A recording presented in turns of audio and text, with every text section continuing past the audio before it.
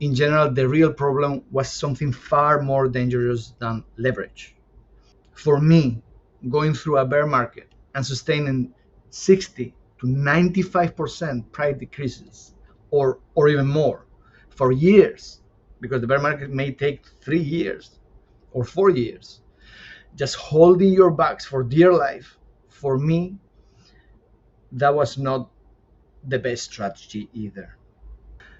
And looking what happened to me, you may say, who are you to give any advice when you lost everything? I am not giving any advice to anyone. I'm just explaining what my plan was. Hello everyone, welcome back to the channel. Today I want to clarify something important that keeps coming up in the comments. Many of you have mentioned that leverage was my problem. You asked if I was using high leverage and if that was the cause of my liquidation. And I need to set the record straight because I think this is a critical lesson for anyone trading or investing in crypto. It is true, first of all, that you don't get liquidated if you are not using leverage. Absolutely. But for me, the issue wasn't the leverage. I was using under 1.4x leverage, which is quite conservative by most standards. Obviously, the price dump and the speed of the move was brutal, with some alts going 70, 80, 90% within half an hour. So any sort of leverage will have liquidated in those with these dumps. But anyway, there are mistakes I made there that I will go in detail. I promise you, I will go in detail and I explain all in detail so it makes sense and everyone can learn from it. But for me, overall, in general, the real problem was something far more dangerous than leverage. I broke my own rules. And that lack of discipline is what cost me everything. My rules were clear. My plan was to day trade on prop firms and use leverage to hedge myself, to hedge my own investment, one-to-one in value.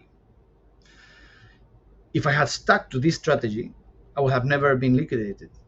The problem was not the tool I was using. The real problem was that I stopped following my own system. So for those who might not understand what I mean by hedging myself, let me break this down so everyone is on board. When price hit a strong level of resistance, I will hedge myself short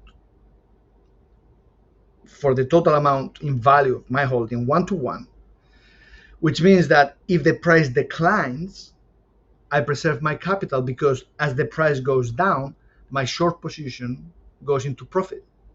So the two positions offset each other. For example, let's say you have a Bitcoin and you go short for a total position value of one Bitcoin. It doesn't matter if price goes up or down, your account balance is going to be always the same. So that's what I mean by hedging myself. And then even better, funding rates are for the most part positive, especially in bull markets, meaning the long positions pay funding rates to the short positions. So by keeping hedge shorts open, I was getting paid a funding rate while preserving my own capital. So for me, this was a strategic way to protect myself during volatile periods without having to sell my holdings. So that was my plan, to trade on prop firms and short hedge myself, my own holdings at important levels of resistance. And then, of course, I read your comments as well around exchanges. I understand the concerns around custody. We all heard the saying, know your keys, know your crypto. Absolutely, the risks are very real. We've seen what happened with FTX and other exchanges. Keeping everything on an exchange exposes you to counterparty risk, hacks, and potential insolvency. And I get it. Many people say you should just hold your assets in hard wallets and wait out any bear market. But let's be honest with you. And again, this is just my view and the way I was following my plan.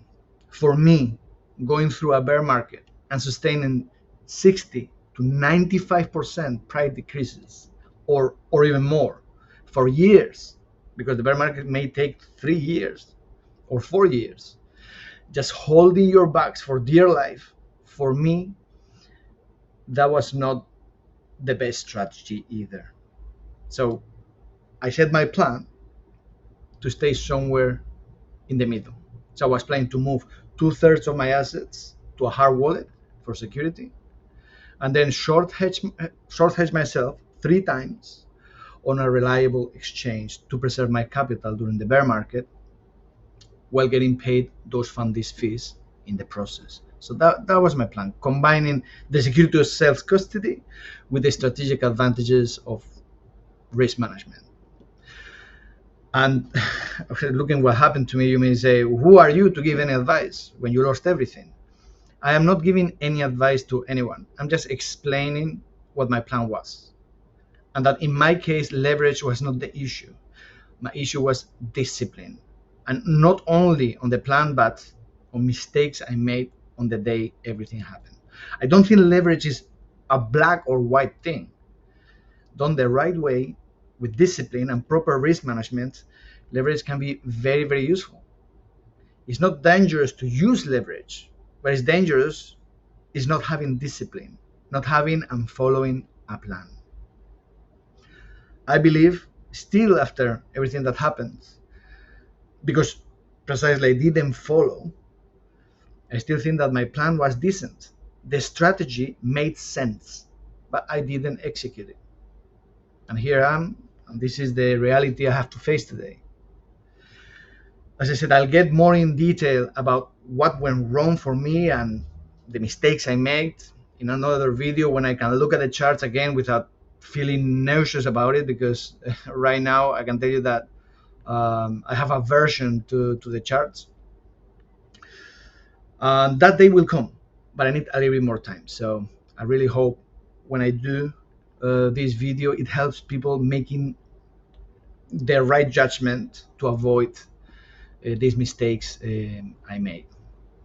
Anyway, thanks for watching. And remember, if you are in a similar position, you are not alone. There are far worse scenarios out there, like illness or family tragedy or things that cannot be recovered from. I think with money, there is always a way forward. And I hope to be able to prove it on this channel. As you can imagine, right now, I'm really on the stretch and going with everything I have to get out of this hole. It is tough, but I know I'll be better. Who knows? Maybe I'm even better than ever before. So remember, stay strong, stay curious, and keep fighting. Until the next one.